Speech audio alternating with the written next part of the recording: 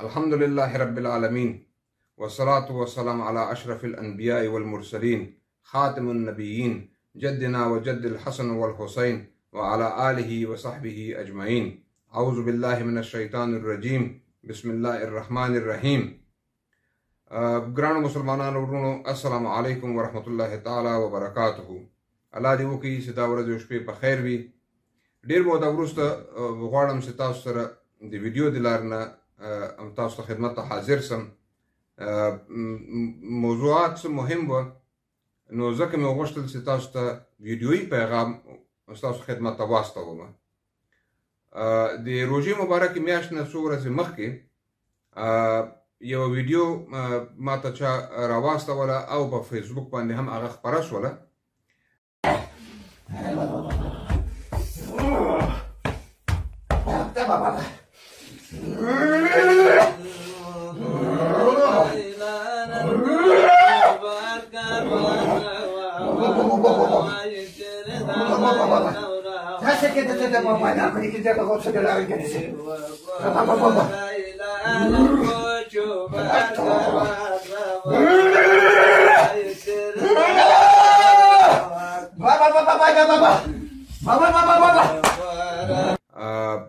او دا کوشش کېدی چې وښودل سي چې دغه خلک چې دا ناست دي، دا مجموعه چې ناسته ده، دا متصوفین دي او دغه بې ادبه مجلس چې هلته روان و، دا مجلس د ذکر مبارک مجلس دی.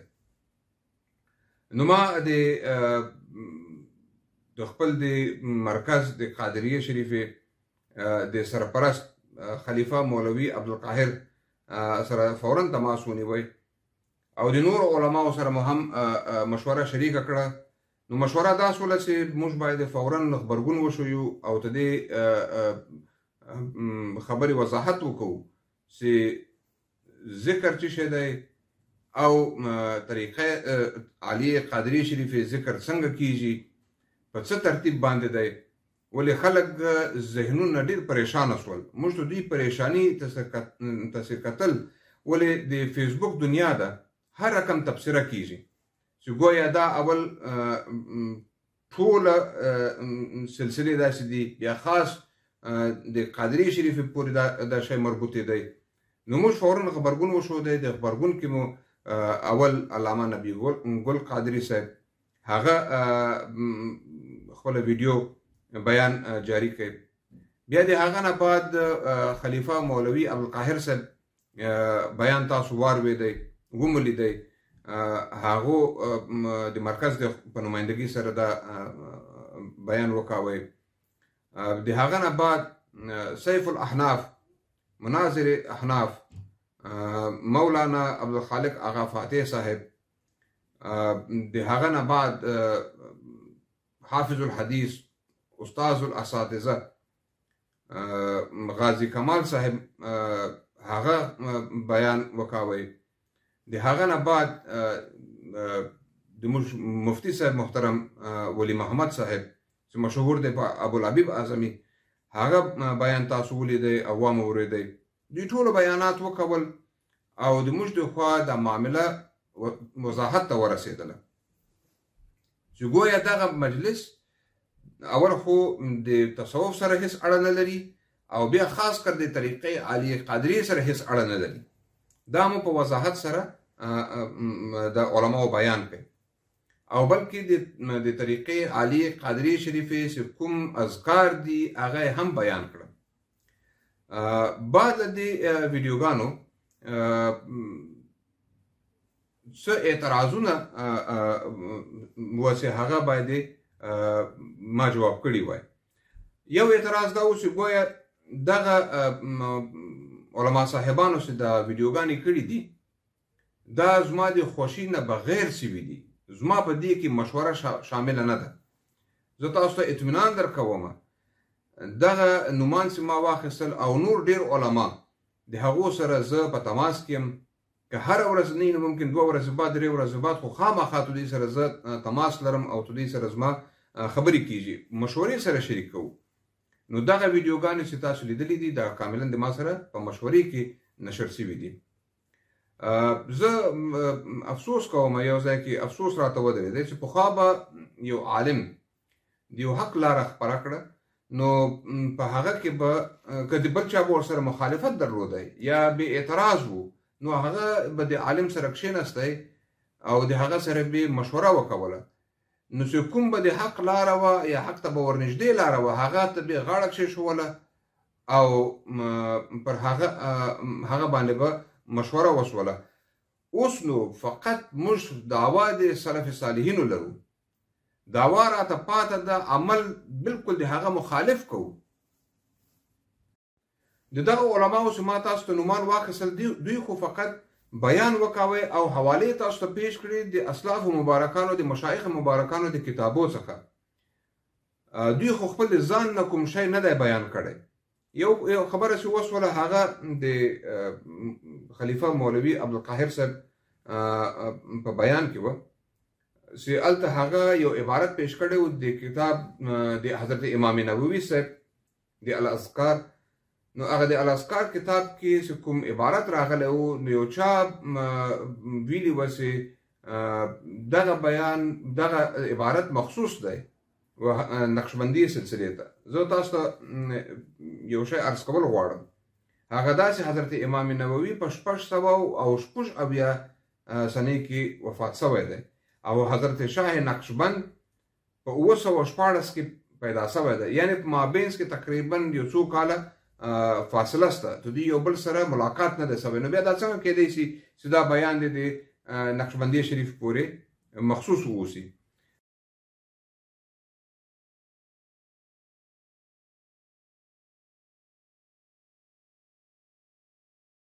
دویم حواله چې موږ تاسو ته پیش کړه هغه د حضرت میاں فقیر الله صاحب مبارک و هغه سر حلقه ګڼل کیږي په ډیرو سلاسلو کې.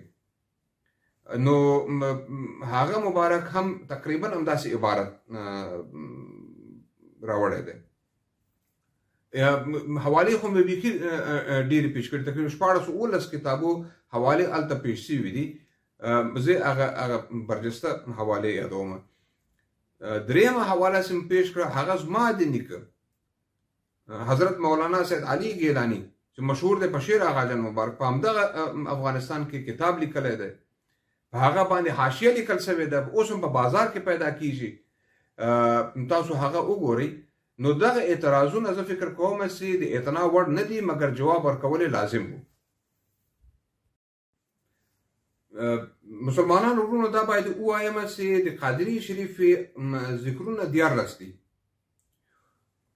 اصول هم معلوم دي، فروع هم معلوم دي، د موږ په شجرو کې د هغه مکمل بیان موجود دی، لطائف موجود دي، اذکار موجود دي، او تدې مکمل په هر خانقاه کې دا ذکرونه کیږي او د خلفاء و مریدانو ته دا ذکرونه ورشي او تدې تربیت ورکوي. د موږ په وطن کې 50 کاله جنگ تیر شو. د جنگ په وجه باندې د موږ په ډلو ډلو علما او خلفا شهیدان شول، خانقاوې ورانې شولې. هغه درسي نظام چې موږ درلودی هغه موقوفه شو. مشکلات دومره حد ته رال چې د موږ ډېر خانقاوې اوس موجود نه دي، د حتی هغه په هغه مځکې پر سر باندې نشته. مګر الحمدلله بیا هم کوشش مو وکاوی چې کله په وطن کې آرامي راله بیرته مو اوس د هغه خانقاو احیا کړې ده. کوشش کوو. تاسو ته زه اطمینان درکولی شم چې په 90% خانقاو کې اوس ذکر په لطائفو باندې سم برابر کیږي. دا اوس د موږ یو هیئت په مختلف ولایاتو په بررسي باندې تللی و او هلته د خانقاو بررسي یې وکوله. زه تاسو ته اطمینان بیا هم درکولی شم چې هغه درسي نظام، هغه د سواد آموزي نظام چې موږ سره وو، هغه کوم درسي نظام چې وو، هغه مو کوشش کړی دی چې په ډېر ځایو کې عملي کړو. که ووایو چې دا کافي دی، دا کافي نه دی، مګر یو ځای نه خو به یې شروع کوو. محدود خانقاوې دي چې هلته یو ذکر کیږي چې هغه ته دوی زیګري ذکر وایي. راځئ دا تعریف کړو چې دا ځیګري ذکر اول دی څه شی. دغه ذکر چې اوس په دا خلقاو کې کېږي دا ځیګري ذکر نه دی، دا خو حلقوي ذکر دی، یعنی د اواز د ستوني نه راوځي.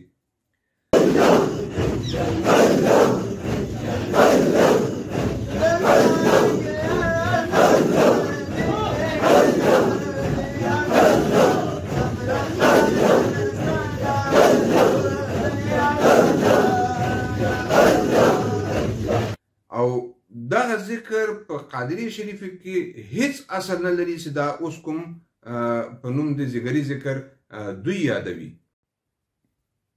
دوی خو دعوا لري خو پر دعوا باندې هیڅ دلیل نشته. ولې چې قادری شریف ذکر اول باید الفاظ معلوم سي، الفاظ واضح اوسي، پر لطائف باندې وي. د خانقاه ذکر باید پر لطائف اوسي.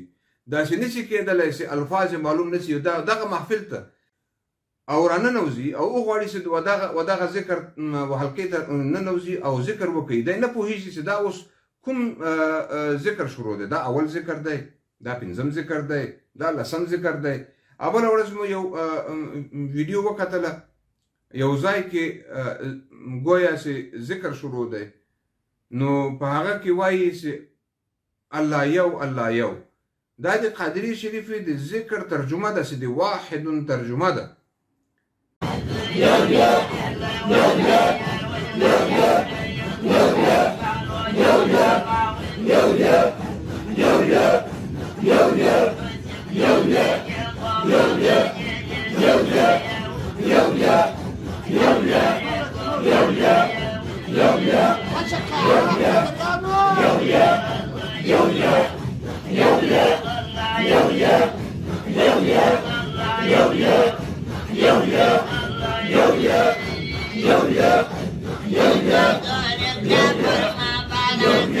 نو دا خو په قادری شریف کې نشته.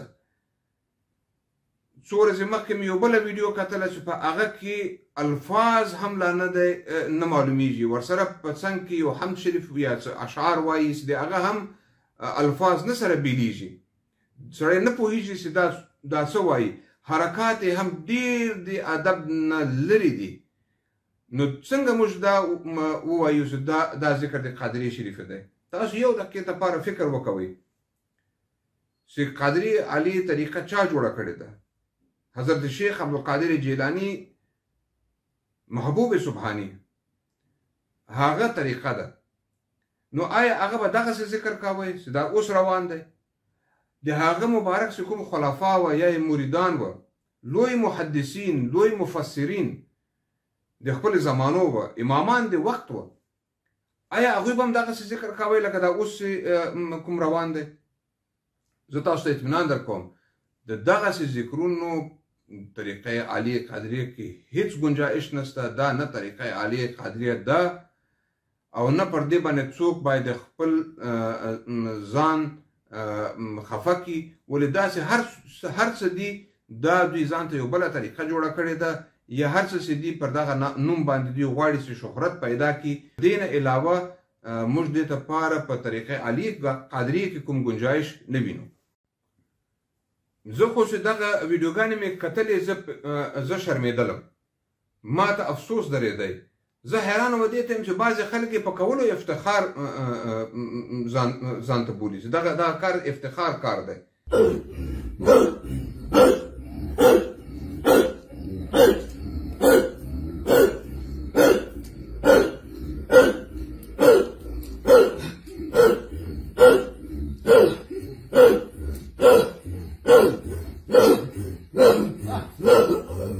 تاسو فکر وکوئ محترمینو، ابن تیمیه غوندې شخصیت هغه پیرانبي غوث الاعظم ته قطب العارفین وایي، په لوی نومانه یادوي.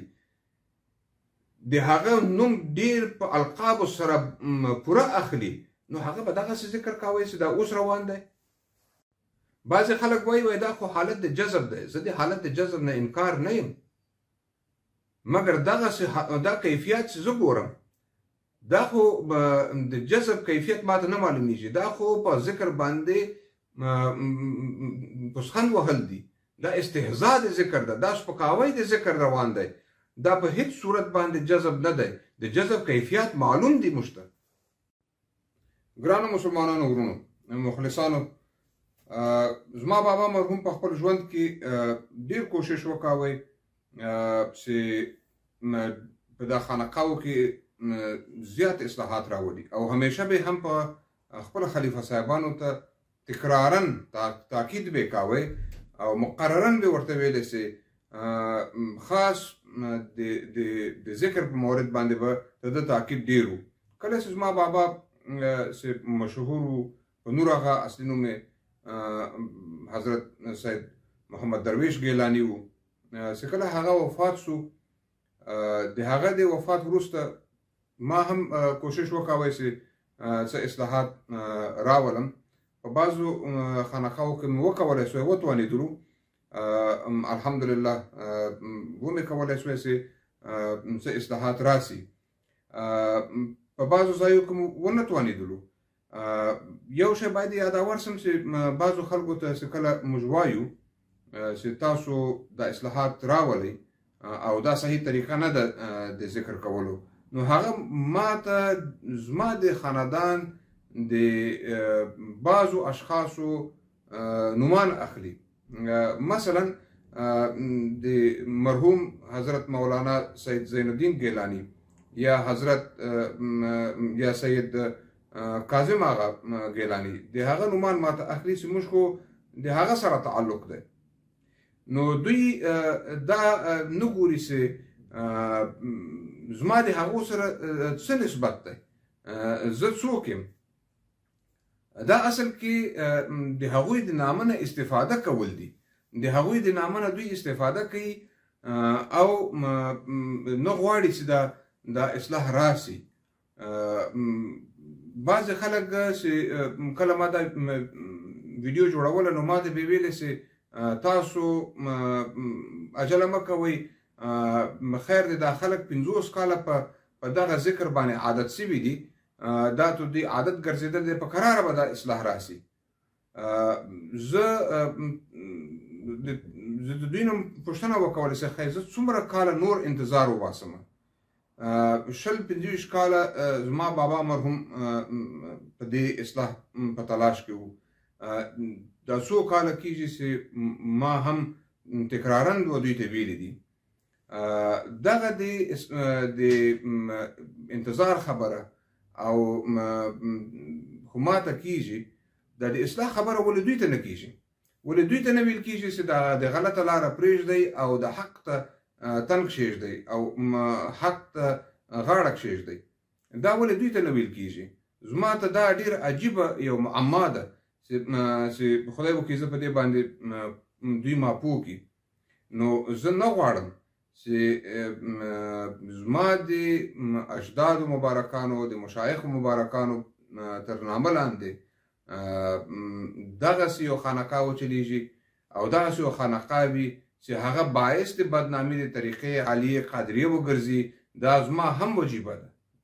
دا چې زه ته دې په کلکه سره ممانعت وکوم او خلک آګاه کړم. زه تاسو ته هم وایم، عوامو ته وایم چې چیرې هم دغسې ذکرونه کېدل لکه څنګه چې تاسو اوس په دا مختلفو ویډیوګانو کې به د همکارانو تاسو ته ښودلي وي، دغسې ذکر کېدی تر زیګري ذکر نامه لاندې یا تر دغه عنوان لاندې تاسو بالکل زما په وینا باندې دا خانقاه پرېږدئ.